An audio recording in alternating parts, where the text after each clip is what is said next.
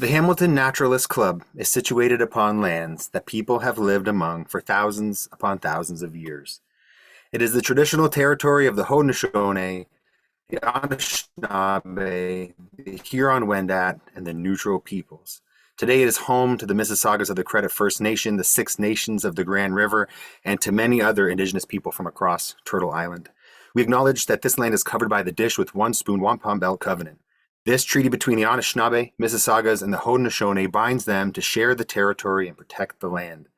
Subsequent Indigenous nations and peoples, settlers, and all newcomers have been invited into this treaty in the spirit of peace, friendship, and respect. We all share the responsibility of ensuring the dish is never empty, meaning we must take care of the land and the creatures we share it with. We are guided by the Truth and Reconciliation Commission of Canada's final report, recognizing the urgent importance of the Commission's 94 calls to action in guiding the healing and reconciliation process. We seek a new relationship with the original peoples of this land, one based in honor and deep respect.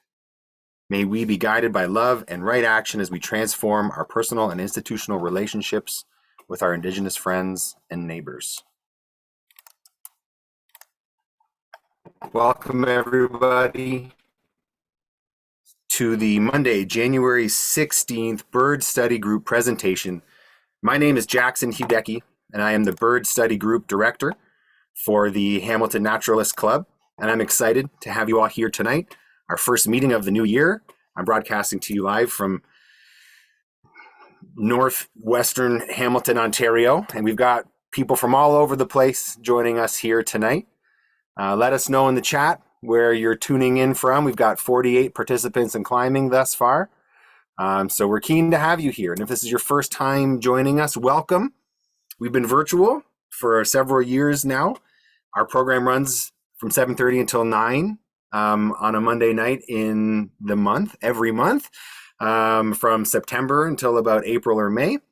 Typically start with me giving up some announcements, special guests, who then have anywhere from 30 minutes to an hour to present. And tonight we have two special guests, which I'll get to shortly. And at any time tonight, feel free to add questions, comments into the chat, or use the Q&A function, especially when it comes to sending something to our speakers, which I will moderate tonight as we go through. But indeed, let us know where you are in the chat, where we're getting it from. Gail is from Lindsay, Ontario. Welcome. I went to school at Fleming College in Lindsay. Now, if you're just joining us again for the first time, the Bird Study Group, our intentions are to bring people together at night in a time where we're not all out in the field and distracted by the birds we see and hear, but it still keeps our minds on what's occurring out there in the big birdie world. But we want to bring a broader conversation about birds, about bird ecology or threats, efforts, trends, or predictions to the table, and to amplify the voices of people making a difference out there in the world. But we want to bring the average person, the beginner birder, the expert birder, all to the same place together to learn, because there's always something new to learn every single day. I'd love to know, since it is the start of a new year, what your first bird of the year was. Did anyone take note of the first bird you encountered this year? I woke up on New Year's morning to a singing American robin in my kind of backyard area here. So that was my first bird of the year. So let us know in the chat what your very first bird of the year was and what goals you have for 2023. Perhaps you're doing a big year. Perhaps you're giving yourself a new challenge. A couple years ago, several folks were doing the 5MR challenge, the 5-mile radius challenge. So do you have any goals this year for yourself? Getting people. Okay, and I also want to let you know, if you are planning on chatting in the chat, you can either chat to the panelists or to everyone. There's a little drop down function that says to, and you can click everyone, or you can send something just to the panelists. So Gail is from Lindsay. Jean is the KW area. Welcome. Hello from Toronto. Heck, Candace is in Toronto. Marjorie's in Dundas. Jean's first bird was an American finch. Peter's connecting to us from Waterloo. Retired curator of the Earth Sciences Museum. Oh my gosh. Welcome, Peter. That's amazing. Marilyn, I don't even know what that is. You're going to have to tell us a little bit later. And Marjorie says a pileated woodpecker on January 1st. That's amazing. keep letting us know. What did you see? What was your first bird, or where are you from tonight? There's some pretty great birds occurring in Hamilton at the moment, or in the HSA. So the 40-kilometer radius spanning from Dunder and Castle. This is not a photo that anyone has taken. I haven't seen a photo like this of the infamous great cormorant that's hanging out in the Hamilton Harbor or in Lake Ontario.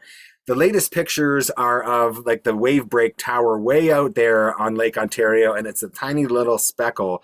But I was hoping for one photo from Alvin Buckley. He did take a pretty great one of a great cormorant. So it's a pretty interesting bird to have around, and it's been here for a couple weeks now. I've tried twice for it and missed both chances on it, but it's still around. So great cormorant. And the Audubon warbler was also quite a doozy to have around here. And I think it was only around for a few days, or maybe I think 3 days it was sighted for before it was gone. The yellow-rumped myrtle warbler, though, is occurring still at Bayfront Park. Even just today, a red-shouldered hawk was reported in the study area. I'm just going to quickly look up because these are all shared on the Discord channel. So in Oakville, around Upper Middle Road, was a red-shouldered hawk today. So that's an interesting one. But cackling greater white-fronted goose have been reported recently. King eider and the harlequin duck, located, I think they're both females, located around 50 Point area in the Hamilton Conservation Authority land. 50 Point. Red-throated loon has been seen. Tundra swan, I guess at the Desjardins Canal. Sandhill crane and Wilson snipe kind of seen by the same person at the same time. So birders were flocking down to the Canal Park in Dundas to look for both of those birds, which are unusual birds to have anyway, but also in that area. So that's cool to know. And there was a 3-day wonder of a red-headed woodpecker seen at someone's house who I think shared it randomly on a Facebook photography page. And someone just happened to catch wind of it and messaged the person, went and saw it. So we did have a red-headed woodpecker seen in Hamilton right at Christmas time, like 24th, 25th, 26th. So that's pretty cool. And I think probably the biggest rarity in the region currently in Lewis's woodpecker on Manitoulin Island. So quite a bit of chatter of folks wanting to go see that bird, which is, I guess, probably close to where Merilyn is, way down west, down south and down west. I'm just checking back over to the chat. So Barb's tuning in from Thunder Bay. What cool birds are you seeing in Thunder Bay, Barb? Let us know. Marianne's saying a dark-eyed junco was her first bird. Peter Langbalas, Northern Harrier. That's awesome. And Pat and Lou Saunders are tuning in from Ancaster, Bob's neighbors. Hopefully, Bob is a great birdie neighbor. I'm assuming you see him out there with binoculars a lot. I know a lot of my neighbors like, what are you looking at now? So I'm sure Bob is teaching people a lot of cool things about birds in Ancaster. Past events, recently we had the Christmas bird count happen over 3 days. So there's 3 bird counts that occur in our study area. So did you take part in one? I was able to take part with my pal Sterling in the Flamborough bird count, and we were in the Lowville area, and we were surprised that we didn't see a ton. I think 17 species in the main patch that we had. It was a warm kind of rainy day, December 30th, I believe. But if you took part in a Christmas bird count, what did you think of it? At some point, I'm going to hear probably from Rob Porter, who is one of the organizers of the CBC, and we'll hear a little bit about the recap of how everything went. But maybe you took part in a CBC elsewhere in the world, wherever you're tuning in from. But some upcoming events. So Sunday, January 29th from 10 until 12, Joanne Hamilton, who is currently an employee of Royal Botanical Gardens, will be leading a hike through Hendry Valley. So you can show up at Cherry Hill Gate at 10 o'clock on the 29th and take part in this walk. It's on the bus route, it's on the bike route, and there's you pay for parking, but if you're an RBG member, just throw your membership in your dash and you should be good. So that should be a fun outing. Our one of two employees, Jen Baker for the Hamilton Naturalist Club, is going to be co-leading a walk with Liam Thorne of the Iroquois Heights Conservation Area in the West Mountain, kind of bordering Hamilton and Ancaster. So some really cool trails in there and a neat spot to look for wildlife. So if you're interested in getting out for an outing, that's on Saturday, February 4th from 1:30 until 3 p.m. Bird counters are continuing to take part in the Lake Ontario important bird and biodiversity area counts. So if you're an avid waterfowler, you can tip your hat and take part in this IBA count. You can reach out to past President Chris Motherwell, and he'll give you a location to survey. But all those dots that you see there are IBAs in Canada, quite a few. And you can learn more about what IBAs are and perhaps what they're going to transition to by checking out ibacanada.ca. And I think lastly, there is going to be a visit of the Hazeland Swamp, which is one of the Naturalist Club's most recent purchases.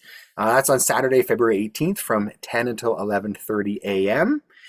So once again, Jen Baker is going to be, and members of the Sanctuary Committee will be leading a walk of this swamp. So easier to attend in the wintertime because the swamp is frozen and you might even require snowshoes depending on what's happening around that time. Though this winter, it's really hard to say if we're going to have that kind of time. So if you want to take part in any of these outings, you can take a look at our website, hamiltonnature.org, or reach out to any of us at any time. We're an open book. And so if you're a member, you probably already know this stuff, but if you're just joining us, and we're up to 58 people so far, so welcome. We'd love to have you as part of the Naturalist Club. We're a not-for-profit organization with 2 employees and a whole bunch of volunteers and a growing list of volunteers. So if you would like to lend your help to the HNC, we'd love to have you. So consider becoming a member or volunteering. And there's lots of ways to connect with the birding and the naturalist community in the study area. So there are various ways to connect online. And I mentioned Discord earlier, and that's the growing one. But there's a Hamilton Naturalist Club Discord page. So it's not connected to the Ontario Field Ornithologists. It's just the HNC-driven Discord channel. And it's been pretty quiet lately, which is fine. But if you would like to add any sightings, questions, or just generate conversation, you can look for the HNC Discord server for all of that fun. And there are many groups that you can join: the Pipits, the Larks, not just a birding club, the Feminist Birding Club. There are quite a few ways to get yourself involved if you are a new or beginner birder and you just don't know where to begin. Lots of ways to connect with the community and to keep having fun. And if you ever have questions, comments, if you know somebody who would want to share their story or share the work that they're doing, or an organization doing great things, reach out to me or reach out to Lou Mitten, who oversees our other monthly meetings. And we'd be happy to provide a space where folks can chat about whatever it is that they're doing to help continue with the great work that's happening in the natural world.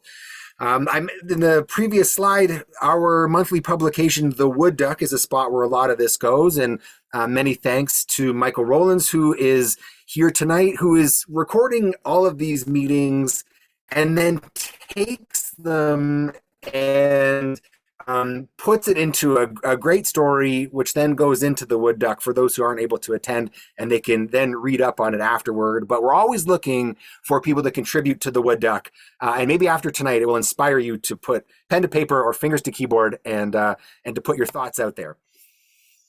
Our next Bird Study Group meeting is happening at the end of February, so we're doing a bit of a date shift due to the Family Day weekend. So this meeting is going to occur on Monday, February 27th. And from the Finch Research Network, Ryan Mandelbaum will be talking to us all about America's crossbills, both white wing, but I think predominantly red wing. They were mentioning to me how there's going to be not a study. There's something coming out recently that they were saying connects to the latest call variant of red crossbills. It's perhaps a new family of red crossbills that have been found. So there's going to be something released very soon, and Ryan will tell us all about it at the end of February. So I'm really keen, and Ryan will be coming to us from New York. I connected with them via social media, and they've got some pretty cool stuff to say. So I'm looking forward to that. I hope you tune back in February to that meeting. And so for tonight, like as I mentioned earlier, we have two special guests. And how this is going to work is each presenter, each author is going to have 15 to 20 minutes to tell us a little bit about themselves and the book or the books that they've written. And then we're going to open it up to some dialogue between the three of us, but of course to all of us. So I really want to encourage you to think of some questions that you would like to have answered by our authors. Because this is a first, at least in the last couple of years for the Bird Study Group, is to have special guests being two authors. So our first one that we're going to hear from is Bob Bell. So Bob was born and raised in Northern Ontario, spent 35 years as a mineral exploration geologist, working globally as both a field geologist and later as an executive. At some point in his travels, he contracted Lyme disease, which led to his premature retirement at the end of 2015. I'm going to not read the rest of this. I'm going to stop sharing my screen so I can allow Bob to do so, because I know that Bob has a lot of great things to share with us. And when Bob's done, I'm going to introduce our next speaker. So let's hand the floor over. Thank you so much to Bob Bell.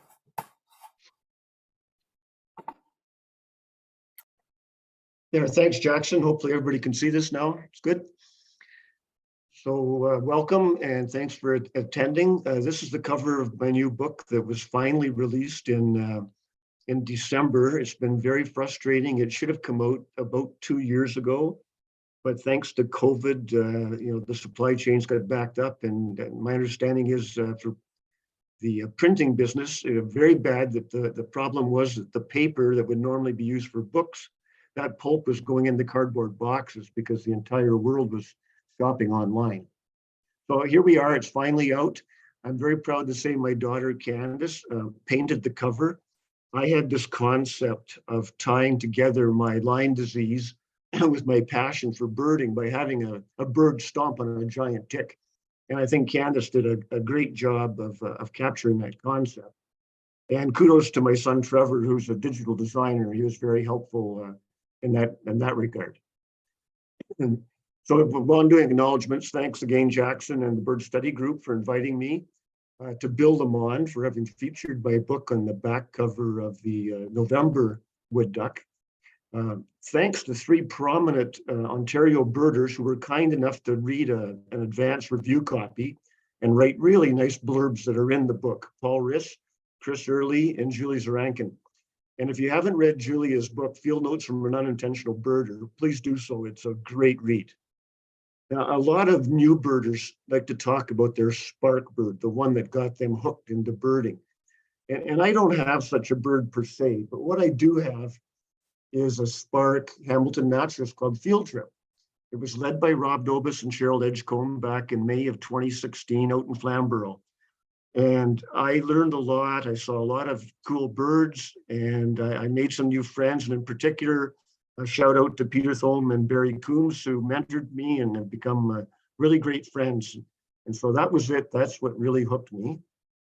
But back when I was working, I'd give a lot of corporate presentations, and my lawyers always insisted on a legalese slide called a forward-looking statement. And the forward-looking statement basically says, you can't believe anything I'm about to tell you will come true. So nothing's really changed. I'm a geologist and an amateur birder. I'm not a doctor.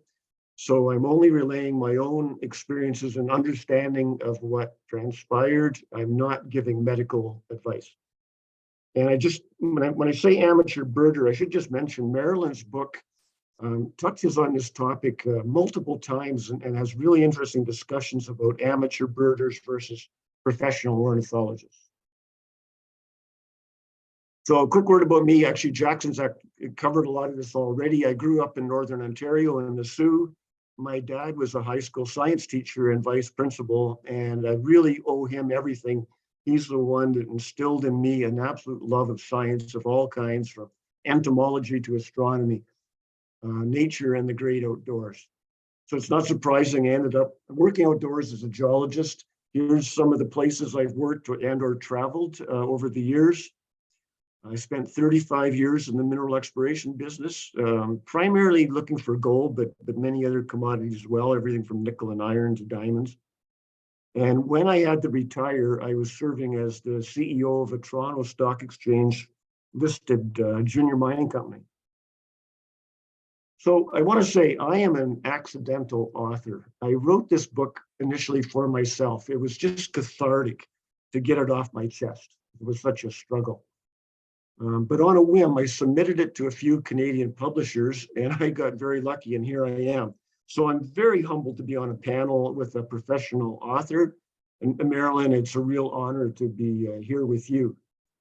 And I found this cartoon, which just cracked me up. The woman sitting at a computer looking out the window and two birds talking. And judging by the amount of time that she's spending staring out the window at us, she's either a very committed ornithologist or a very unfocused writer. And I'm probably guilty on both accounts. So I like to illustrate my talks, and typically I would have pictures of Ontario birds, but there's no point in that with this audience. So I went back through my work archives and dug out pictures that I'd taken while I was working internationally. And I thought, A, they'd be more interesting to you, and B, they demonstrate that I've always been interested in birds, even before that spark field trip. So a lot of people ask me, well, where in the world did you get your contract Lyme? And the short answer is, I've got no idea. I'm not aware of ever having a tick bite like many people, and I'll come to that in a minute. But as you can see from that map, I've worked all over the world. I've been exposed to pathogens globally. All I do know is when the symptoms appeared. But first, I'd like to make a couple of comments about ticks. And please, I don't mean to fearmonger, but there are some things I want you to know. Now, I stole these photos off Twitter, and it was somebody in the Long Point area that posted them, and I regret I didn't take down who it was, so I can't acknowledge or thank them or get their approval for using them.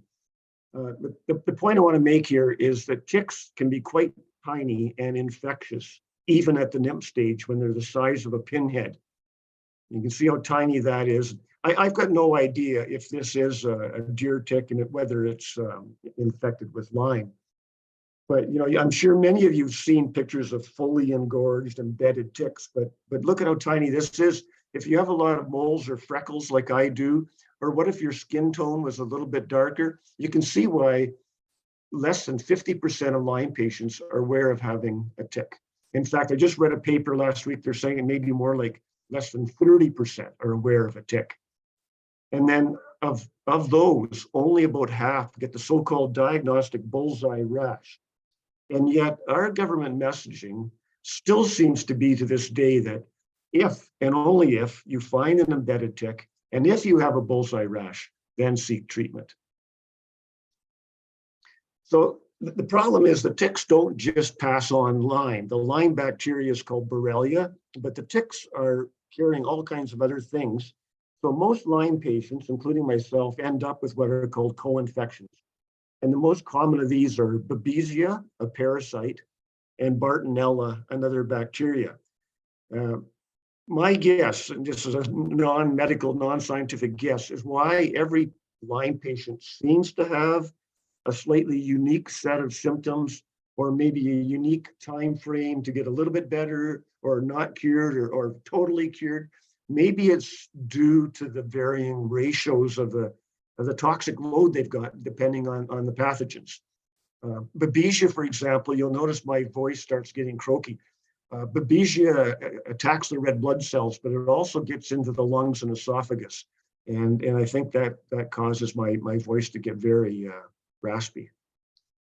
So when it began in September of 2013, I was just back living in downtown Toronto from two back-to-back trips, one through Southern Africa and one out to Saskatchewan. And shortly after those trips, I woke up with massive cold chills and a high fever. And I remember thinking, oh, because I'd contracted dengue fever from the Brazilian Amazon. And I can still remember the infectious disease doctor doing this. Don't get it again, because the second time can be go hemorrhagic and potentially be fatal. But dengue fever runs about 8-10 days. This lasted about 2, so I totally forgot about it. And then about a month later, bizarre things started to happen. And in hindsight, that cold, chill, and fever in September was either the initial onset of Lyme that I'd contracted on one of those trips, or it was a random infection which triggered latent Lyme. My Lyme doctor, an expert from the States, told me that she figured you could carry Lyme unknowingly for up to 10 years, and then it might be triggered by an infection. So the symptoms, the first thing that happened was, all of a sudden, every morning when I woke up, the side I'd been sleeping on stayed asleep. That numb pins and needles, a sleep sensation, that arm and shoulder, I'd have to shake it out. And then a few days later, I started developing what I call migratory muscle pain. Like my bicep would be just throbbing, and then within an hour or two, it would be my tricep, and then a little bit later in my upper back. And the bottom line is Lyme affects every major body system. One of the biggest ones is neurological. I've got permanent peripheral neuropathy, so that's pins and needles, numbness, burning, tingling in the extremities, burning in the tops of my feet, my fingers numb, tingling. I've got a very strong tremor in my hands, loss of balance. I was very bad and needed a cane for a long time when I was at peak Lyme. Cognitive issues, which I'm embarrassed to say do continue on. They're kindly called brain fog. Anxiety, I can get just crippling anxiety if I have to have any sort of commitment or in a big crowd or noise, and drastic mood swings, which is not me. I was never like that, and yet Lyme causes all this. It's in my joints. I developed what's called crepitus, and that's the snap, crackle, pop that you can get. I can do it on demand in my wrists and my thumb joint. In my book, I joke that the crepitus was a good term because I felt like I was becoming decrepit. I've got very bad arthritis in my neck. It affected my muscles that I could sit and see a muscle in my arm twitching, like visibly twitching up and down for maybe 10, 20 seconds. My heart would go out of rhythm. It felt like forever. It was probably only 8, 10 seconds, but it would boom, boom, boom, boom, which would just freak me out. And I get really winded. But there's more. It felt like my internal thermostat was broken. It was like I was running hot all the time, really sweating and hot. Roaring tinnitus to the point now I'm really losing my hearing because I cannot hear over the, I'd estimate 80, 100 decibels in my head. And to this day, I have this, I won't call it mega fatigue anymore. Back in the day when I was peak, I would absolutely hit the wall by 1 o'clock and I would sleep for 3 hours, just right out. But now I pretty much need a nap most days in the afternoon. So, Lyme is called the great imitator. And this is part of the problem in trying to be diagnosed because they want to run through all these other neurological diseases, almost like a process of elimination. So, I've essentially got all of the symptoms of Parkinson's, some of them of ALS and MS. And what's really interesting as an aside is Canada has the highest rate of MS in the world. And the standard explanation given for that is because we live so far north, we don't get enough sunshine and therefore enough vitamin D, and then that cascades down and causes these problems. Well, I would beg to argue that there's 500 or 600 million Europeans living further north than we are. And we just forget how far north Europe is because it's artificially warmed by the Gulf Stream. So my personal belief is that our high rate of MS, that excess rate, may be misdiagnosed Lyme. So here I was battling the conventional medical system. I'm just going to give you a few of the quotes that absolutely drove me crazy as I tried to get a diagnosis. So when I woke up every morning and everything was asleep, I went to my doctor and he said, well, it's just the way you're sleeping. And I thought, I'm 58, this is new. Something was going on. Then I did get referred to a neurologist and I had some tests for MS. and including a brain MRI. And he literally, with a smirk on his face, did this and said, "I'm sorry, you don't have a neurological disease," but no curiosity or interest to figure out, well, what is going on. And then when I ultimately did get my diagnosed, blood lab diagnosis from the States, which I'll talk about in the next slide, but my Canadian doctor says, "Well, of course they found you positive. They want your business." And he has no idea what he's talking about. The lab only does, it's only a diagnostic lab. There's no financial incentive or ulterior motive to find you positive. So then I got referred to, at the time, the top infectious disease doctor in Toronto. And he said, "I will evaluate Bob for everything but Lyme." So I took a hard pass. And then, back to the other doctor, and he says, "Well, where in the world could you have gotten Lyme?" As if it doesn't exist here. So then I thought I had a brainstorm, and I thought, okay, I'm going to get into a younger doctor, one that may be more Lyme literate. So I managed to get into one that just graduated from U of T. Told her that I was starting to see my Lyme doctor in the US. And all she could say was, "Well, if you're spending all that money in the States, buyer beware." So my daughter Candace made me laugh. She says, "Dad, you would have been better off going to a vet. We treat our dogs with more respect. They get inoculated. They have a vaccine for Lyme." So takeaway, my one bit of advice is you have to be your own medical advocate. And the problem is you're doing it at the worst possible time. You've got no energy, you're anxious, you're worried, you're wondering what the hell's happening to my body. There's something going on. And yet all these doctors are dismissive. So it's a challenge and you have to keep pushing. If you don't push for yourself, nobody else is going to do it for you. I was lucky in that friends helped.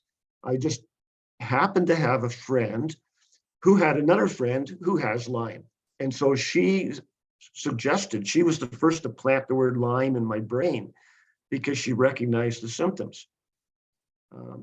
Another friend suggested that I go see an alt doctor in Toronto who was conducting this galvanic skin electrodermal testing. I won't get into it. It seemed very bizarre and weird, but he ran his testing for different frequencies for 240 parasites, bacteria, and viruses. And lo and behold, I lit up on 6 of them, and every one of them was either a Lyme strain or one of the co-infections. And he was an Australian, and he says, "It's a spirochete, mate." And he's trying to say spirochete or spirochete. And the spirochete, the Lyme bacteria, it's called a spirochete because it's spiral shaped. And if I understood correctly, that's why I had migratory muscle pain, because they're literally screwing their way through your muscles as they move around. So I did find out that there's, like I say, there's a state-of-the-art blood lab in Silicon Valley, California, called IGenix. And I had my blood work done that and came back, and I was right off the chart, full of antibodies against Lyme. So, that was my Lyme diagnosis. And with that, I got myself in to see Dr. Maureen McShane, who practiced in upstate New York, Plattsburgh. She's now retired, but she was like the rock star of Lyme doctors for Canadians. When I was going, she had 1,500 patients, and about 95% were Canadian. She cycled me on and off over about 2.5 years, heavy doses of antibiotics and a strict diet. And, with that, eventually she asked me, "How much better do you think you are?" And I put an estimate of about 60% better. I didn't have to walk with a cane anymore, but I still was not in any condition to work the way I was, working. I was working internationally, a lot of work in South America, traveling constantly, on and off airplanes, restaurant meals. I just couldn't handle it. So I had to retire. Relocated to Ancaster, got very lucky and found a home basically surrounded by forest that's contiguous with Dundas Valley Conservation. Instantly put up bird feeders and was mesmerized by the tons of birds that were coming to my feeders. I instantly started to research the birds that first winter, 2016. And I noticed that I'm sitting at my desk, I'm reading about birds, I'm looking out the window at my feeders. And when I'm doing that, I was so fixated, I wasn't aware of my body. I wasn't feeling my constant aches and pains. And like I say, I went on that field trip in the spring, 2016, and that was it. I was hooked. And the more I went birding, the less pain I was experiencing. So it's obviously not a cure, but it is a great coping mechanism. And I apologize, I realize it's quite corny, but I put in my book that BIRDS is an acronym. Birding inevitably reduces disease symptoms. Certainly does for me. So I could go on and on about the virtues of birding, like why am I passionate about birding? But to do that with this audience is like preaching to the choir. So I just want to focus on two main reasons for me. And the big main one is the mindfulness aspect of it. It's the mental calming, the soothing, it's getting into the zone, that excitement of seeing a lifer or seeing a new behavior of a bird, something, a best look ever. It totally gets my mind off my body, out of my body, and helps me cope with what I call my limitations. Now, you'll notice I've jumped from my international birds to back to an Ontario bird, and that's deliberate because I took this on that field trip with Rob and Cheryl back in 2016.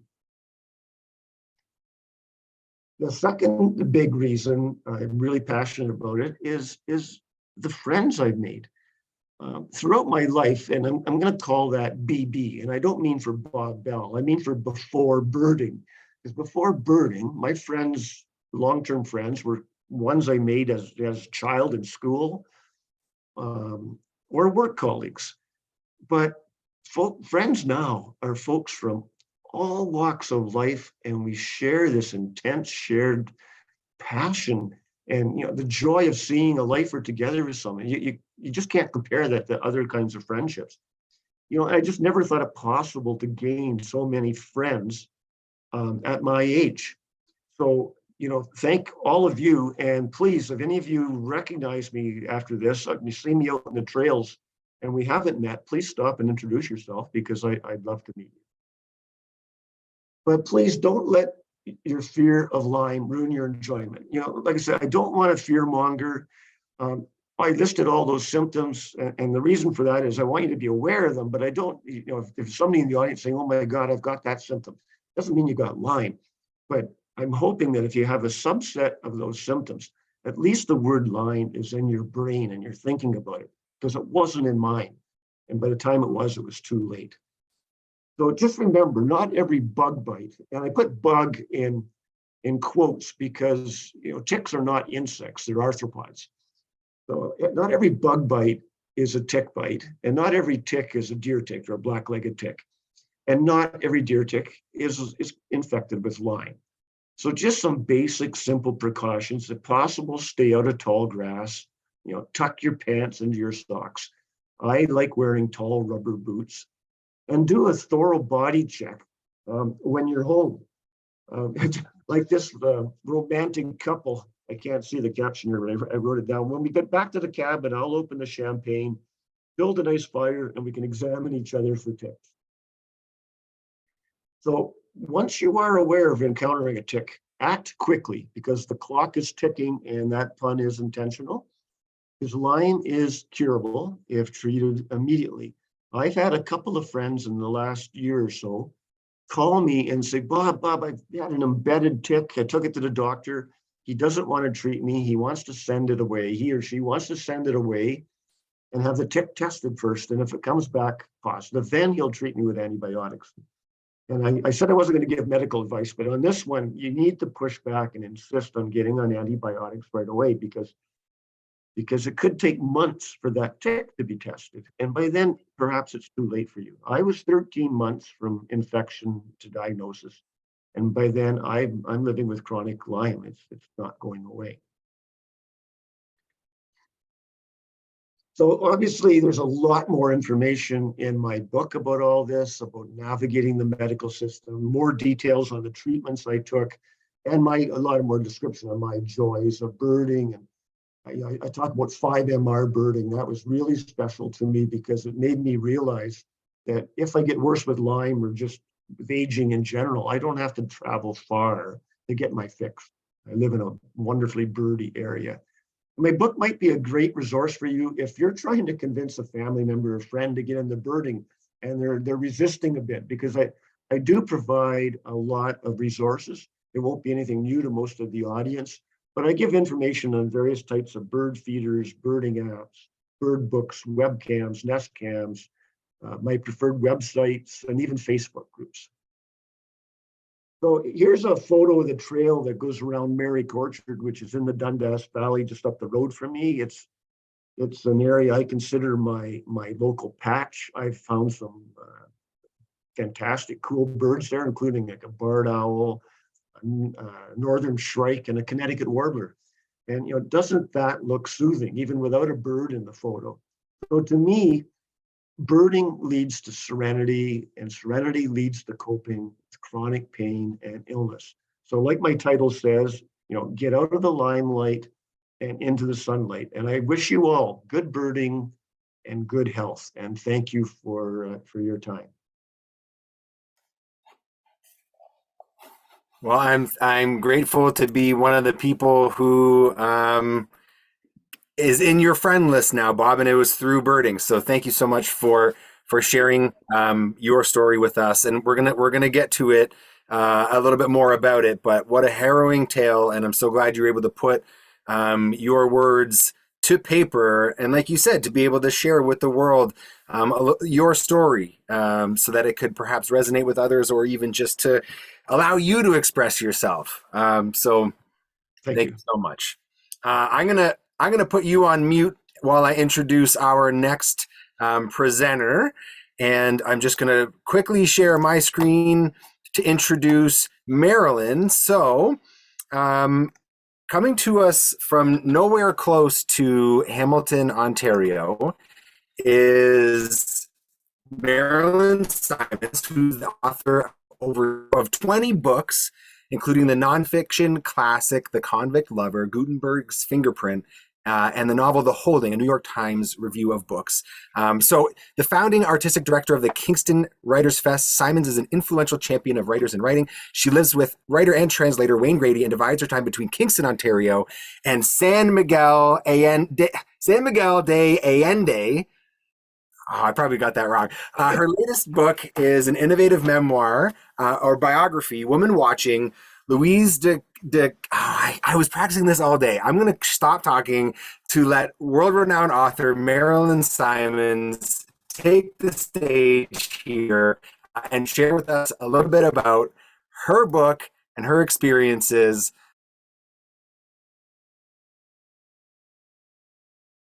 Hello. Oh, you've disappeared. Are you still there?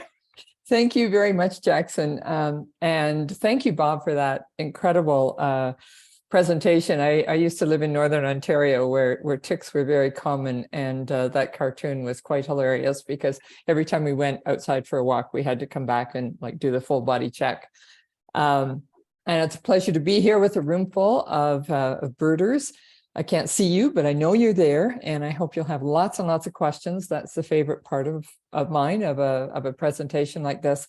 I should say that my internet was kind of lagging a bit during Jackson's talk and Bob's, and so I hope that doesn't happen with me. If it does, let me know in the chat. I'm going to give you a really brief introduction to Louise de Kiriline Lawrence, a remarkable self-trained ornithologist who lived and worked in the Northern Ontario bush in the second half of the last century. A woman of many lives who eventually turned her back on all of them to devote herself exclusively to birds. And in the process, she became one of Canada's most significant amateur naturalists and nature writers. So I'm going to turn on the PowerPoint now. It's just going to take me a second, but I'm not going to go away. You will find me in the bottom right-hand corner of your screen.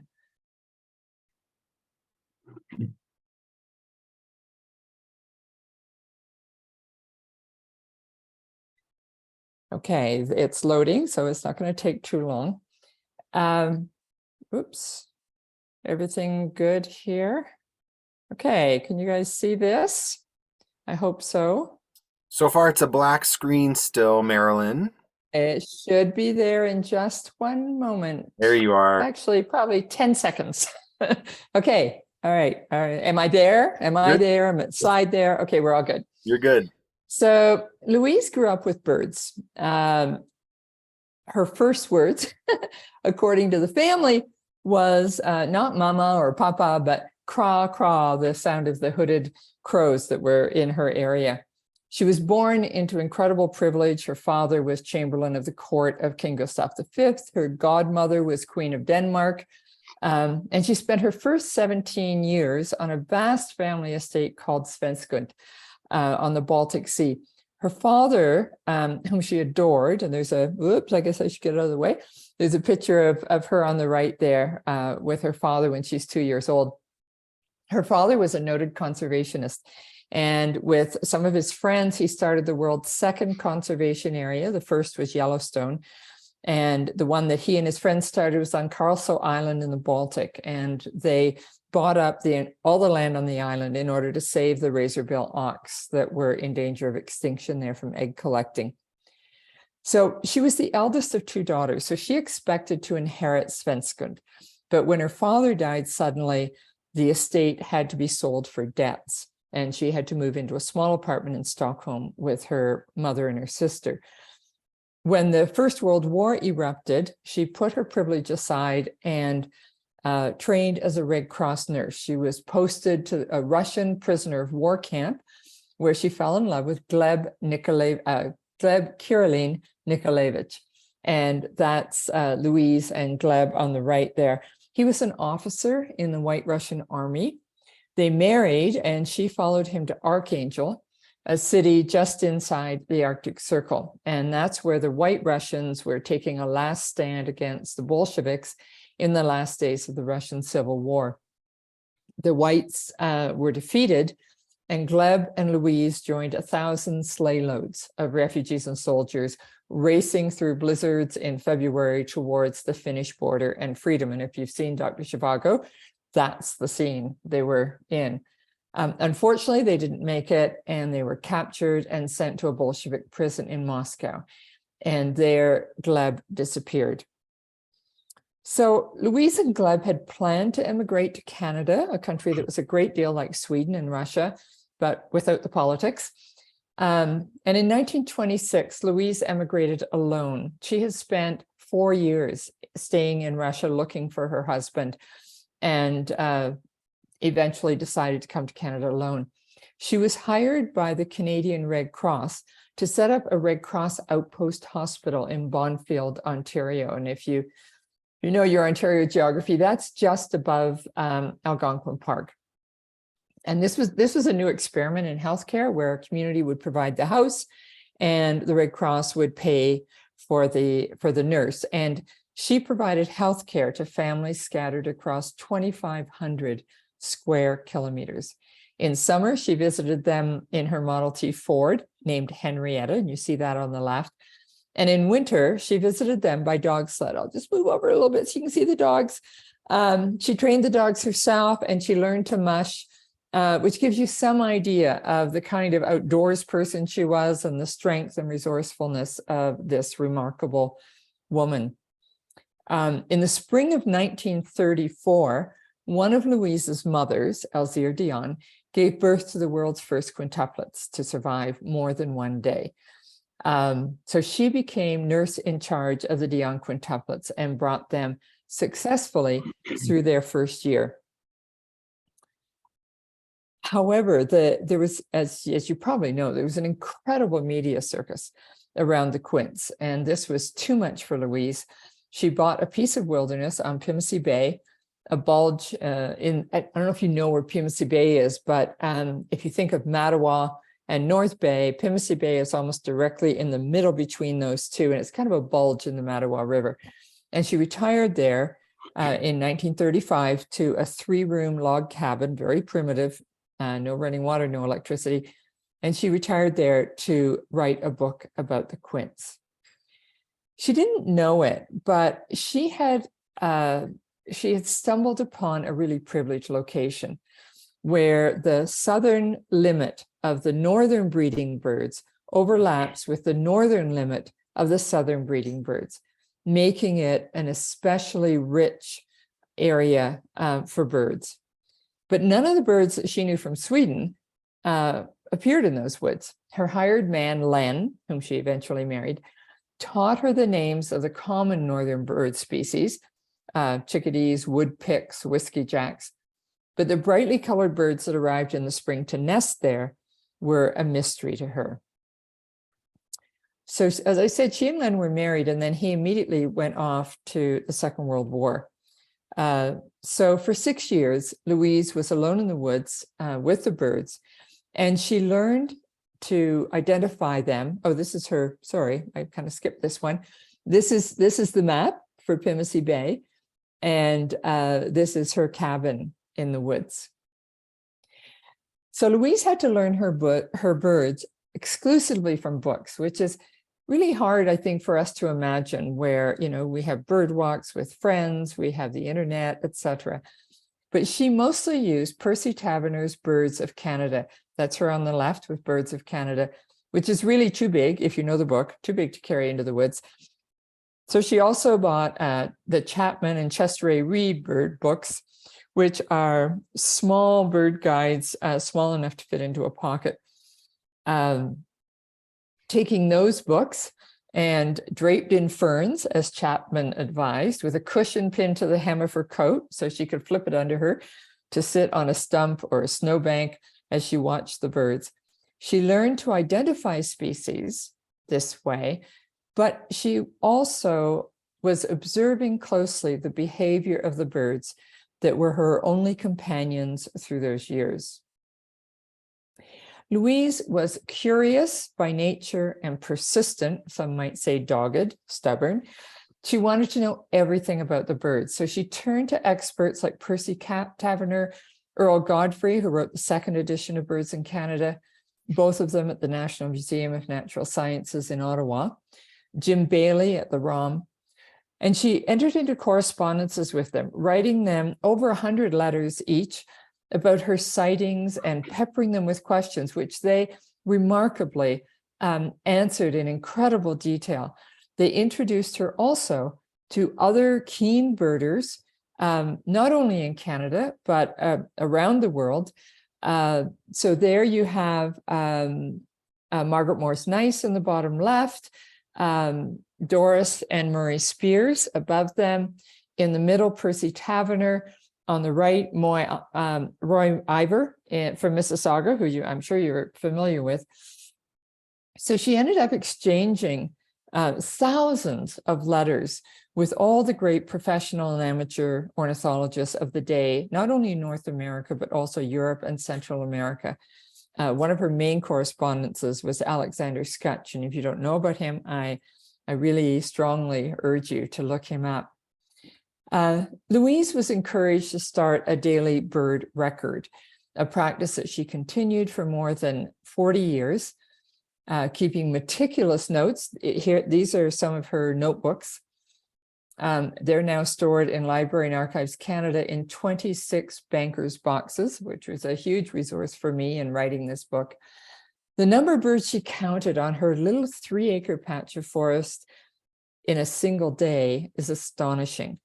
Now, she didn't see all these birds in one particular day, but on one day, she saw 55 chimney swifts, on another 26 veeries, on another 33 red-eyed vireos. I mean, can you imagine 33 red-eyed vireos being in your woods at the same moment? She also kept an astonishing number of nests under observation.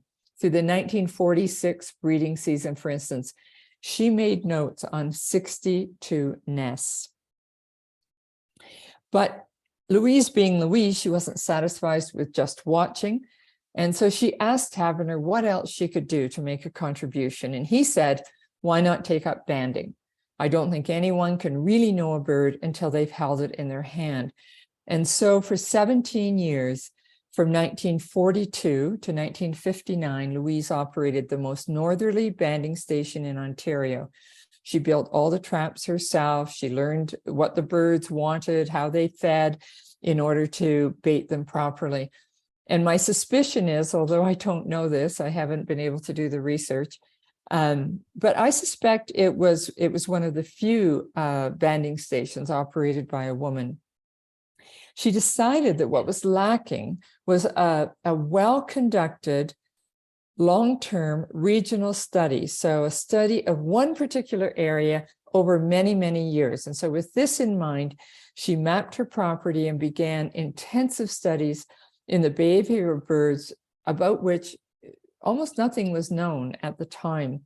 So this slide is, on the right, is her map of the red-eyed vireo territories that she had under study, and one of her nesting cards. One of her most famous studies was of a dawn to dusk birdsong count of the red-eyed vireo, which she followed through the woods on one day for 14 hours, from about 4 in the morning till about 6, while it sang a record of 22,197 songs. She also did a landmark nesting study that recorded the unique calls and songs of that bird, and noted for the first time that within their territory, they defined a distinct nesting area for the female and a distinct singing area for the male. And if you look closely at that map, you can see that the large circle is the nesting area of a pair. And within it, there are two smaller circles that indicate where the nest area was and where the singing area was. And she wrote she wrote a huge 30-page study on the red-eyed vireo that upturned many of the conventional ideas about that bird. But the first study that kind of propelled her into the ornithological limelight, and I'm spelling that L-I-M, Bob, and all the rest of you. But her first study was a nest watch of Canada jays. This is hard for us to imagine. When, in the Google world, we think we know everything about everything. But in the 1940s, there had never been a nest watch of the Canada jays. And because the Canada jays build their nests deep in the boreal forest, they're gregarious in summer, but very shy nesters, and they lay their eggs in March, and nobody could figure out how on earth they could incubate the eggs at a time when there was not only no food around, but also deep snows and killing cold. And in her studies, she determined what she saw was two birds sitting on the eggs and brooding one on top of the other. Her most significant study, however, was a 13-year study of the decline of warblers in her woods through the 1940s and the early 1950s.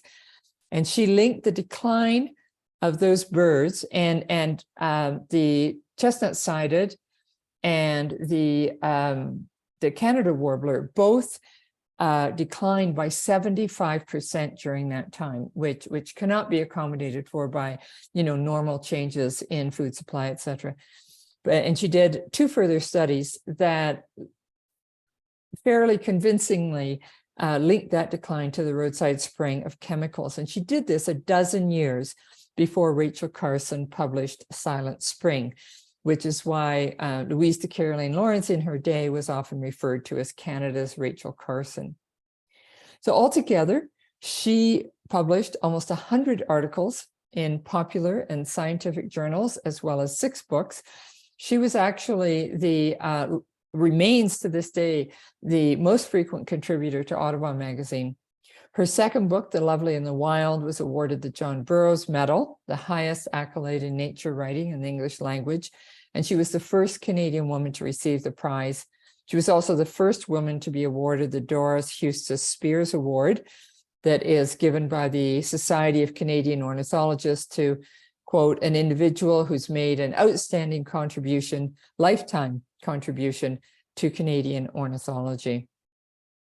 She published all over the world, including 4 articles in the Wood Duck in the 1950s and 60s. Many of her conclusions about birds are now being proved true, that she believed firmly that birdsong is language, and that chickadees remember where they've hoarded the seed in the forest and retrieve it in order. Some of her key studies still stand today as foundational, in particular her comparative study on 4 species of woodpeckers, which is still cited on Cornell's All About Birds website. Well into her 90s, she continued her daily dawn bird walk, keeping notes on arrival and departure dates, nesting, migration, all the bird behaviors that fascinated. And she was always driven by her mantra, because you see a bird, you do not know it. She advocated close observation and what today is called slow birding. Her goal was to know birds as they are, to peel away human assumptions and our own need to use birds to our purposes, but rather to know them for what they are, to understand how they live in the world, and perhaps to thus live better ourselves. So I knew Louise, which is what made this book a real pleasure to write. I wrote a profile of her for Harrowsmith magazine, if you remember that magazine, back in 1989. And she asked me at that time to be her biographer. She died in 1992, 30 years ago, last spring. And through the decades since then, I've pondered how to fulfill that promise to her. We both lived actually, as a bird flies, maybe 15, 20 minutes from each other in the Northern Ontario woods, south of North Bay. I wanted the reader to get to know her the way I had, through her own voice. And luckily, I had those 26 banker's boxes of letters and speeches and scrapbooks, and she was quite a saver, thank goodness, in not only Library and Archives Canada, but she had materials and archives right across the continent. I also wanted to share with the reader the process of researching her life. I wanted to take you, the reader, into the reading room of Library and Archives Canada, into the bird vaults of the ROM and what it was like to be surrounded by 140,000 dead birds. I wanted to share the ethical dilemma of telling the life story of someone whom I knew only for about the last decade of her life. So I came to see the book as part memoir, a memoir of the writing of the book, but also a memoir of my own life with birds, because like Louise, I've been watching birds since I was a little girl. But it wasn't until about 10 years ago when I started living half the year in Mexico, in the wintering grounds of some of the birds that we live with when they are nesting in Ontario in the summer, that I became intensely aware of bird migration and what that might mean for them. And my own migrations north to south, and of Louise's migrations from Sweden to Russia to Canada and back again, and what those migrations mean to us as individuals and as a species. So finally, I could see myself, my way through to writing the life of this remarkable woman through stories lifted from letters and speeches and her research studies, told largely in her own words, the birds of my childhood and my birds of the South interfeathered with hers of the North, and the entire process from beginning to end visible. And where this story ends is here in her log cabin, where I spent time writing the final chapters of this book. And on the right there is the inside of the cabin with a lovely fire burning in September and my manuscript laid out as I did a final revision. I walked the paths that she walked. I paused to take in the same views. I canoed up to Talon Chute as she had done many, many days. I noted the birds passing through on their way south, those that never arrived and those that remained. All that was still the same and all that was different. Never one day alike to the other, as she so liked to say. So thank you very much for listening. I'm looking forward to talking to Bob and Jackson about the book, about writing, about birds and writing. And I do want to just direct you for a moment, if I may, if you haven't already gone to my website, there's a documentary there where you can actually hear Louise's voice. My son, who's a sound engineer, my granddaughter, who's a filmmaker, made the film. And my son was able to take the interview tapes that I did in 1989 and clean them up, thank goodness, so that you can hear Louise's voice herself. And that's the voice that I have tried to convey within this book. So I'm going to unshare my screen now so that we can all talk together. So let me make sure I do this and don't leave. There I am. Hi. Wow. I think the next stage of this is making a movie based on what you've just described, based on the book, based on I do want to go into the archives and into the ROM. Like that would be such a neat transition to see this all happen. Merilyn, thank you so much. Thank you. And again, thank you both so much for being here tonight and for pouring your hearts and your brains into these books. Before I ask my first couple questions, once again remind folks to use the Q&A and the chat. Either or, it doesn't matter, to input any questions you may have for our authors tonight. My first question to you is what did you learn about yourself when writing these books or your book? What is something that, as a beginner author or on your 20th book, what is something that you can step back and look at and say that you learned about yourself in that process? Bob, you can go first. I'm waiting for Merilyn to go. That's a good question. While I was still working, my business partner, the president of the company, she said, you really should go and get some counseling to deal. You must have this anger at the world that this is happening to you and being forced into retirement. And I learned through writing it that I didn't have any anger. It was like, it is what it is. Birds saved me. And it would have been a waste of money for me to go to a counselor. The best counseling is out in the forest with the birds. So there, that's. Well, for me, as a woman, especially, and I should say there's a whole chapter in the book about the legacy of women watchers that Louise stepped into when she became interested in birds. I mean, she was not the first eccentric woman wandering the bush looking at birds. It goes right, you can trace it right back to, I think the earliest one I have is 1832.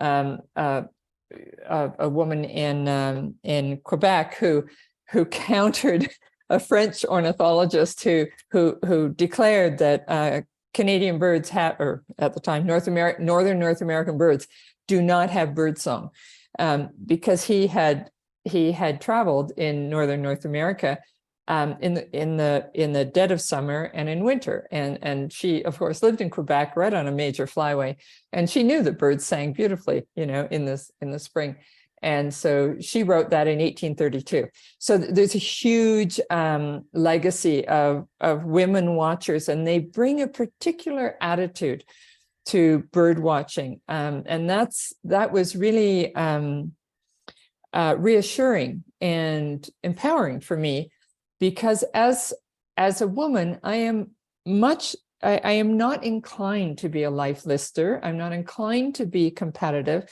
When I bird with a group and people are going off saying, oh, that bird, that bird, that bird, that bird, that bird, making their list, I want to stand and watch even the most common bird, like a bush tit here in Mexico, watch how they're engaging with each other.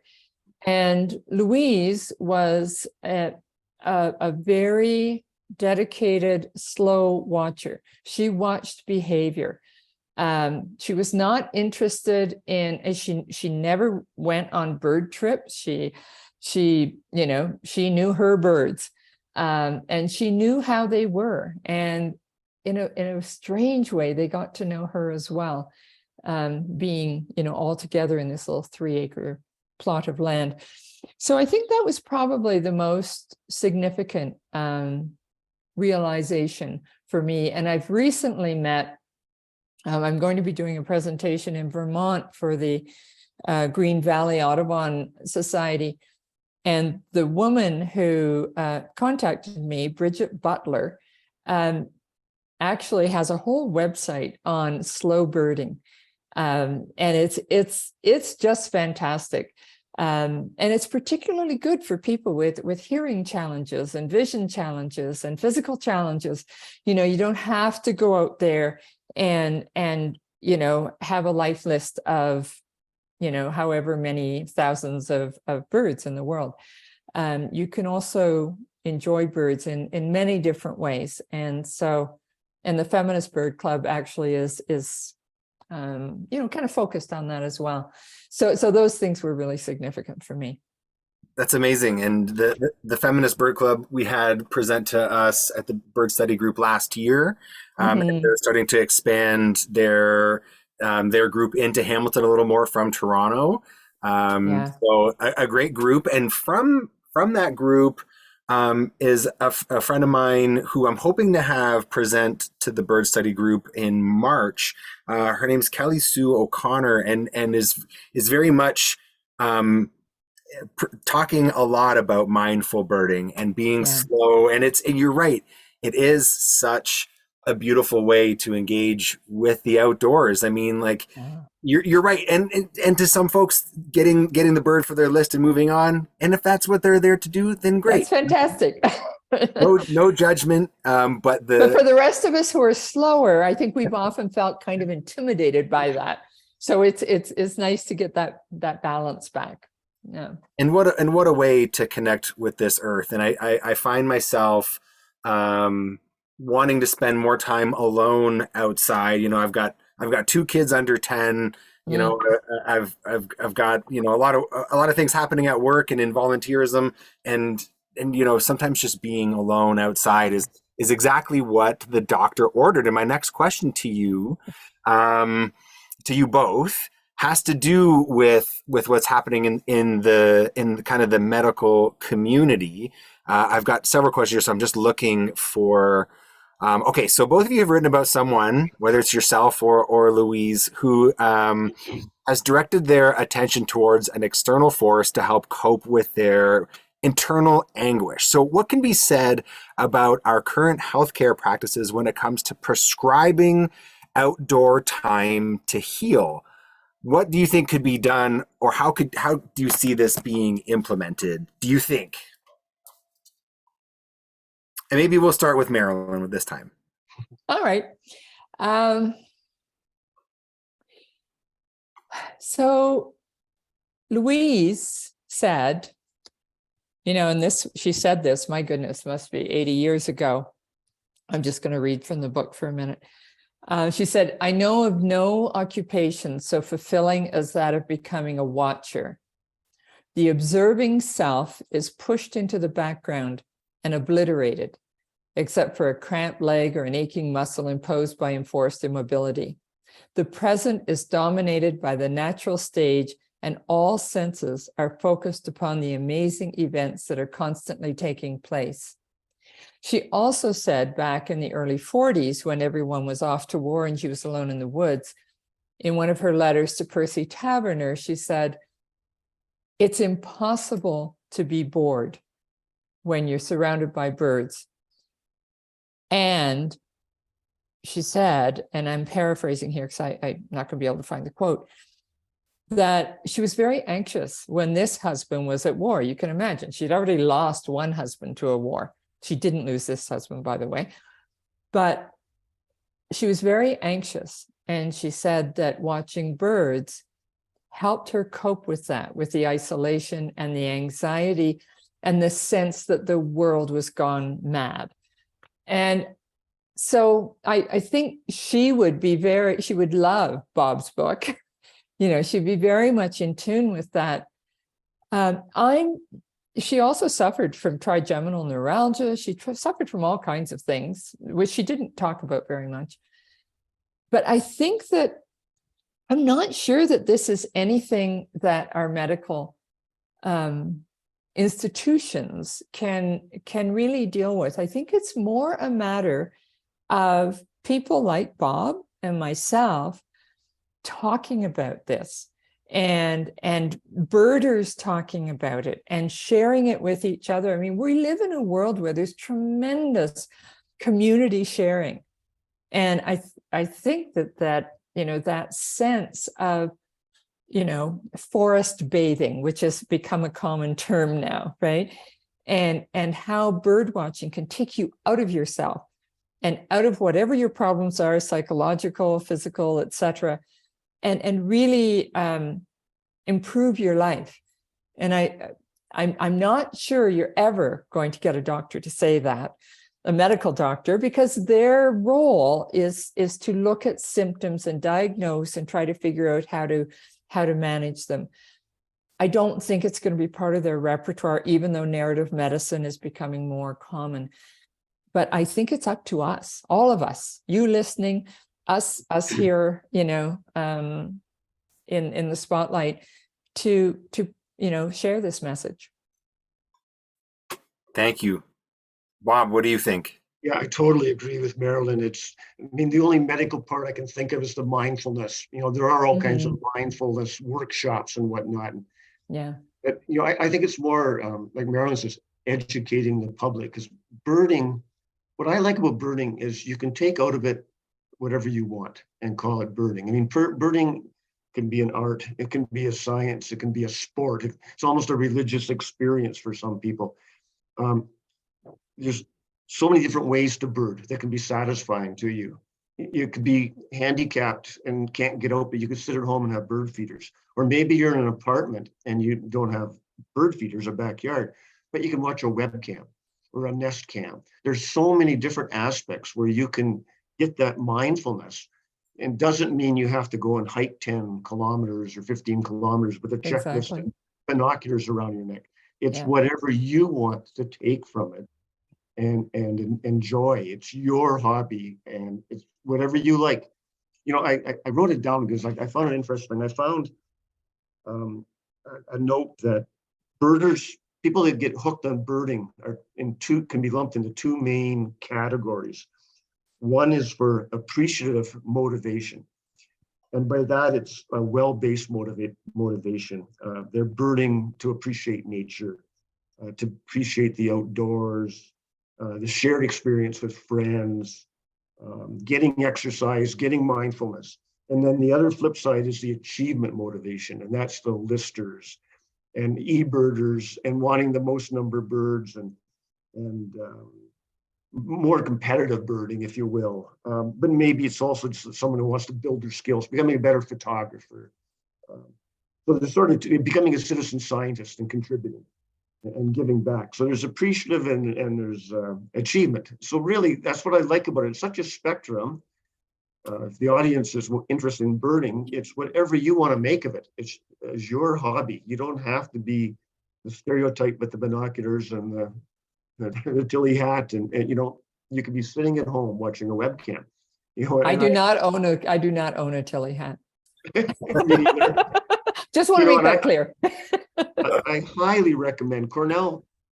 Cornell has a feeder cam up in Manitouwadge run by a lady named Tammy Hass, and she just gets the most spectacular boreal birds. And you could sit at home and watch pine grosbeaks and evening grosbeaks and common redpolls, and today a boreal chickadee. And one day, she had a grouse up in the feeders, rough grouse. That's birding, right? That's just as much birding as me walking around Merrick Orchard. So, I don't like a set definition of birding. I'm not really answering your question, Jackson, but you got me thinking. Yeah, no, I only wanted to put it out there because, I know in my work, we've been hearing more about doctors prescribing vitamin N. They're prescribing patients to get outside more, and I can't tell if it's just a thing that they're doing.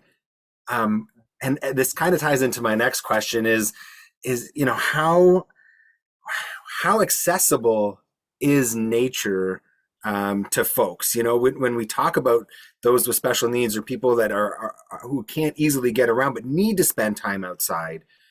What are we doing right and what are we doing wrong? What are some things, and do you have any thoughts about how conservation authorities or botanical gardens or the cities can be doing a better job to bring more people outside? That's a really, really good question. I think we do. There's huge room for improvement. For instance, there are, in most communities, there are conservation areas nearby, there are nature paths, pollinator gardens, all of this stuff. But if you look at the paths, if you have any vision difficulties, or if you have any mobility issues, it's going to be very difficult, right? There's tree roots, there's stones, there's rocks, it's difficult. So I think that the paths can be made more accessible. So I mean, in general, I think conservation authorities need to be thinking of this. We also need to engage different communities. I'm part of the board of directors of the Pelee Island Bird Observatory. And one of the things that our executive director, Suzanne Freeman, has initiated in the last year or two, I guess now, is BIPOC birding. So she's making a specific effort to engage, communities other than the typical white community, and bring them into birding. And the Feminist Bird Club, for instance, it's not just about women, it's about people of color, people with mobility and vision challenges, etc. I mean, I can hardly see anymore. I can see shape and color and movement, but you can really see. I mean, that comes from that still allows me to do incredible birding because I'm a great spotter. I can't identify very much anymore, although I learned birding by how birds fly and how they sit. And so I can still identify an awful lot in that way. So if we can open ourselves away from, yes, bird guides are great, but there are other ways to be able to identify birds and see them. And this relates back to our own lives too. I mean, I can't identify a person coming towards me on the street, but 9 times out of 10, if I know them according to the color of their hair, the kind of clothes they wear, the way they walk, it's just like identifying a bird. So there's, I think the interrelationship between birding and your life is very close. And I think if we can open ourselves away from bird guides listing the able-bodied and think more broadly, I think that will be to the benefit of society as a whole. Amazing. Thank you. Bob. Jackson, were you thinking of sort of like a formal approach of say the RBG approaching the medical association and saying, hey, and trying to educate them that rather than prescribing a happy pill, you send them to us and we'll take them on a hike? Yeah, that's see one some sort of synergy, like an official relationship. I'd love to pursue that personally. Yes.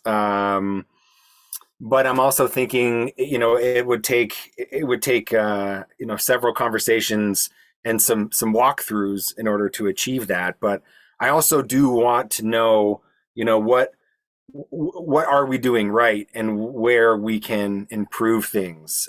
So Bob, when you were at your low, in some of your lows, because in a lot of your lows, like you said, you couldn't even get up a lot of hills. You had to have someone pushing you from behind.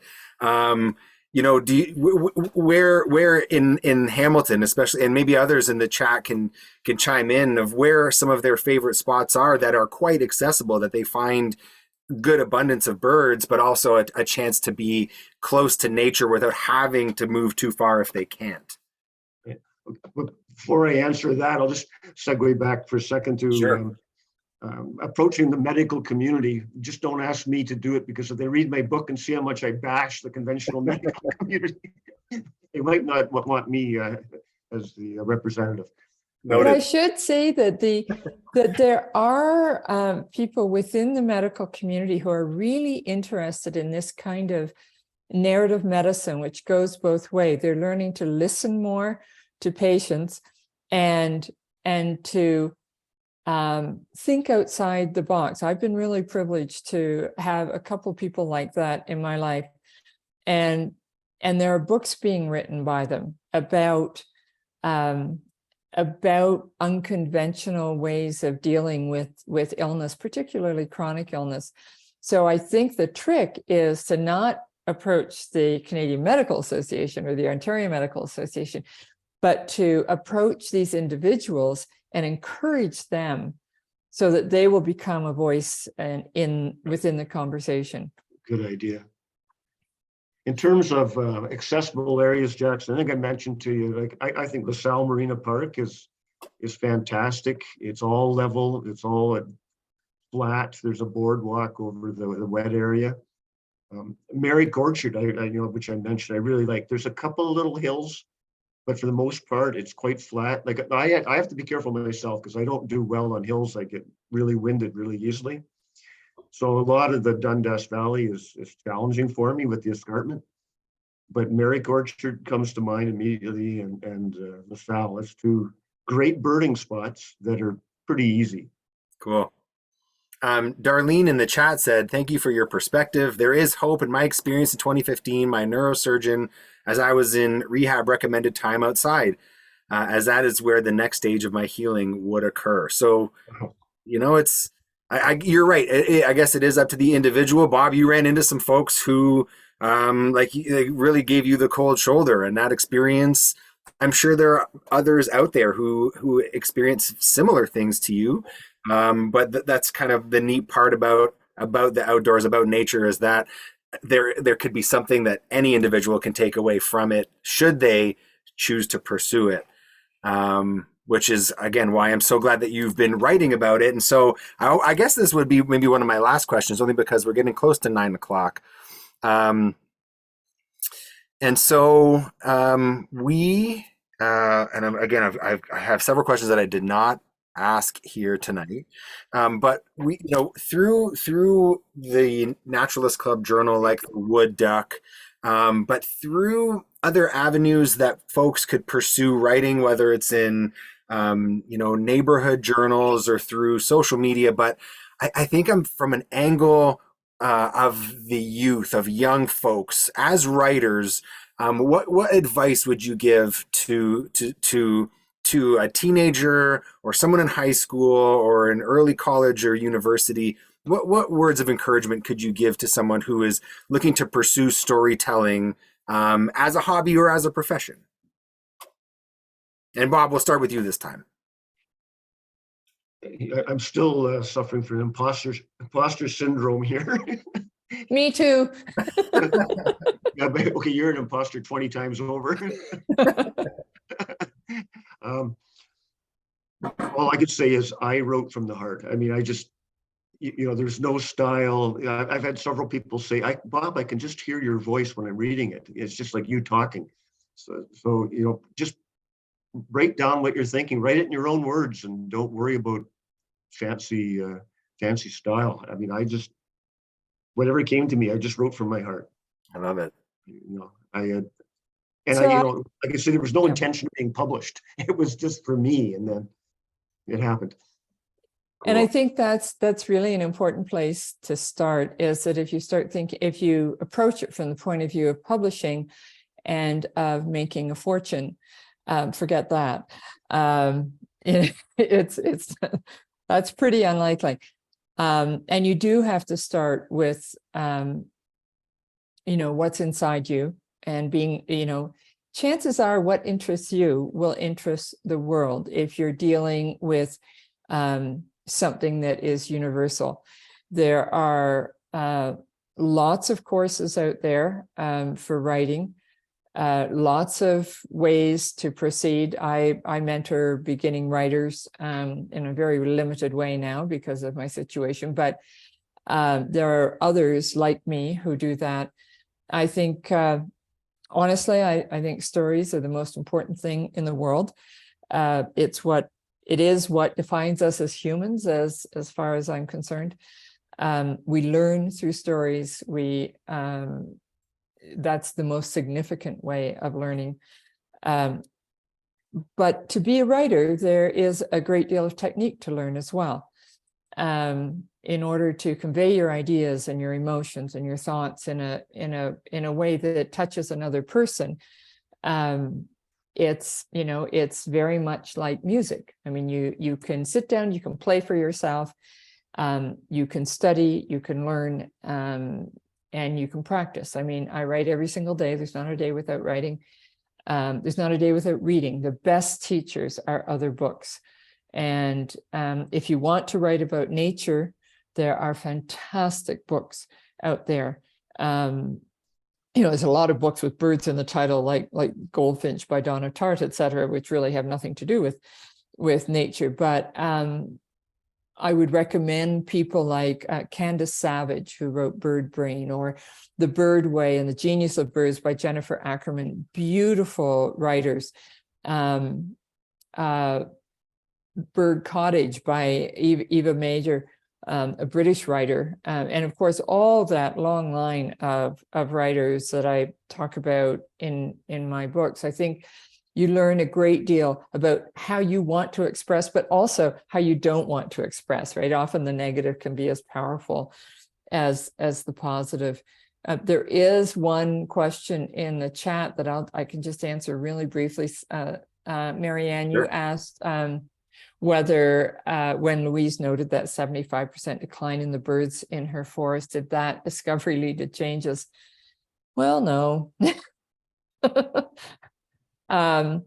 No, it did not. But, I find it very interesting that there was a clarion call back in the 1940s, and not only by Louise, amateur birders right across the continent were noticing the same thing. And the good thing is that she sent her data, she was very international in her perspective. She sent her data not only to Ottawa, to the Museum of Natural Sciences, and to the ROM. She sent her data to the U.S. Fish and Wildlife Service. And so did people like Roy Ivor and Elsie Castles and, people all across, Margaret Morse Nice, et cetera. And it was from that United States Fish and Wildlife Service data that Rachel Carson drew the facts to bolster her argument that chemicals were depopulating the songbirds in North America. So it did not lead to specific changes in her woods, and it didn't stop the Ministry of Transportation from spraying the roadsides right in her area. But I think in the larger global scale, it did make us aware of DDT. It did stop that particular spraying.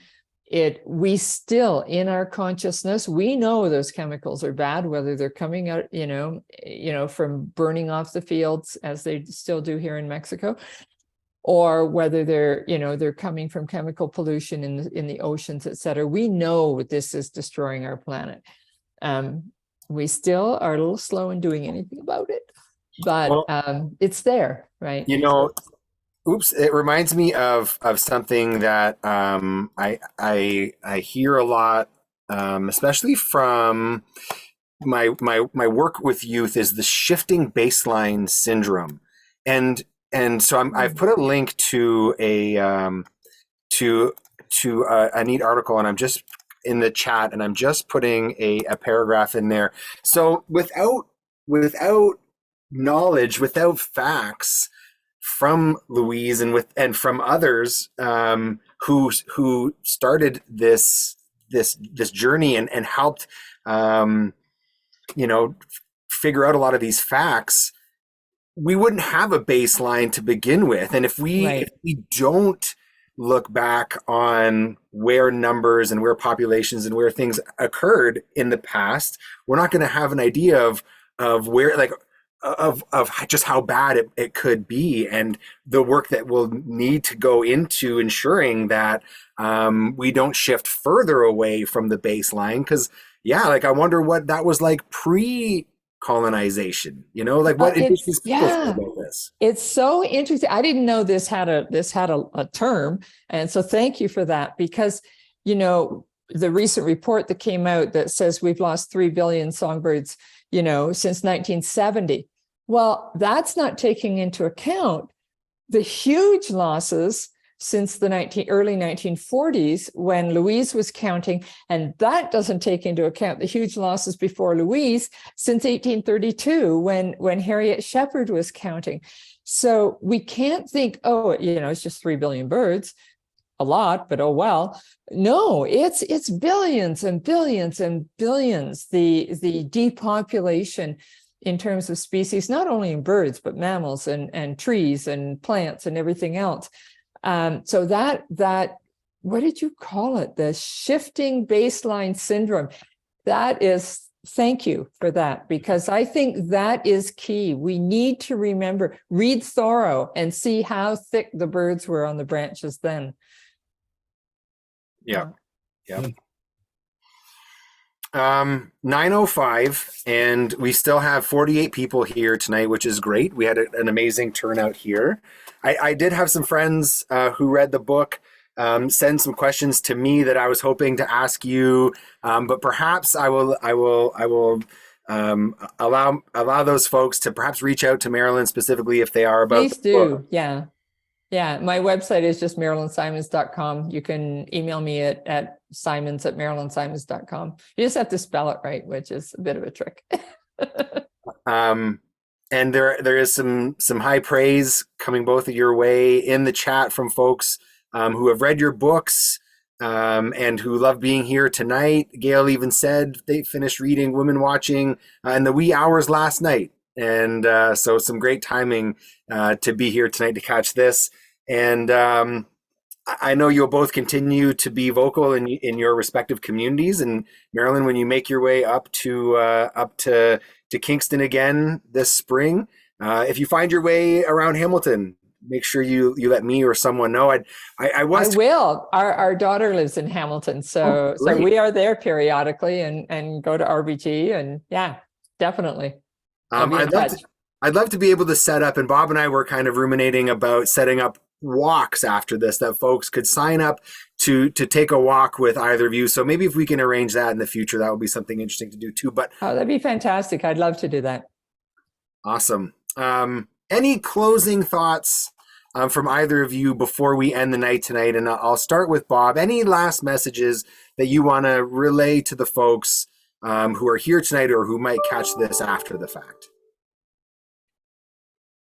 I think that the takeaway is, I hope I wasn't fear-mongering and scaring people that don't let you. I know people that are really, really paranoid about encountering a tick, and don't let it ruin your fun of the outdoors. It's far outweighs the risk of the Lyme, and you can be cured. You just have to take sensible precautions, and birding turned my life around. It absolutely was my salvation.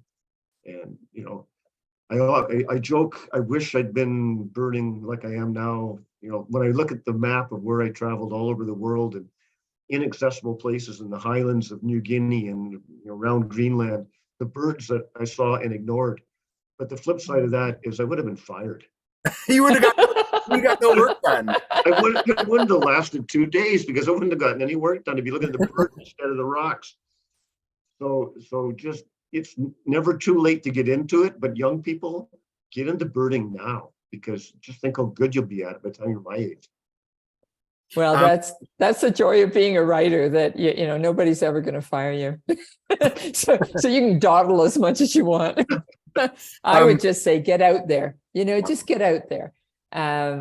Sometimes the pressures of work and kids and responsibilities and obligations, you can find all kinds of excuses not to take that, couple of hours a week.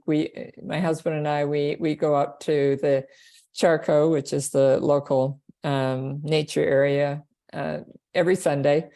And, it's a hike up there, and we often think, oh dear, do we really want to do this? And we are always so happy we did. So I would just say, put your reservations aside and just, maybe make an intention for this year to, at least once a week, get out there for a couple of hours and notice the birds. And what a great way to start the new year is with setting good intentions like that, Merilyn. Thank you so much. Bob, before you go, Sheldon in the chat said, thank you both. See you for your book signing on Saturday, Bob. Is that something you can share with folks here tonight, or is there, I forget what's going on with you Saturday? Yeah, sure. No, my good friend Barb Canny has arranged that to have a little book signing actually at the parking lot of LaSalle Marina in Burlington. Barb, I don't know if you're on here. I think it starts at 9:30 on Saturday morning, and an hour and a half or so. So if anybody wants a book signed or go for a stroll, see some birds. Okay, that's great. just coming. That's just coming. Wish I could be there. The weather looks good too. Maybe not, actually. Yeah, Bob, someone in the chat was just to the panelists said that they bought a copy of your book for their dad. So they're wondering where the signing was. So that's at the LaSalle, that's at the clubhouse up top? No, right down on the water, in the Okay. parking lot at the water. Well, you won't be able to miss them down there. But what great company for a dark January night, says Gail. And I couldn't agree more. So again, I haven't ventured into having authors as part of the bird study group, but what a great way to break out of the mold of bringing in students and organizations, and to have great minds coming in here tonight and sharing the stories and passing on the passions and the stories and the work from generations before, and hopefully trying to inspire the generations still to come. So on behalf of the Bird Study Group, the Hamilton Naturalist Club, Merilyn, Bob, thank you so much for coming tonight. Thanks Thank for having you. us. Yeah, Thank you very much. it's been a real pleasure. And thank you, Bob. It's been great to get to know you. Nice to meet you, Merilyn. Yeah. All right, everyone, enjoy the rest of your night. Good luck in the freezing rain tomorrow. Merilyn, not so much for you. And we'll see you next month to learn about crossbills. Good night, everyone. Good night.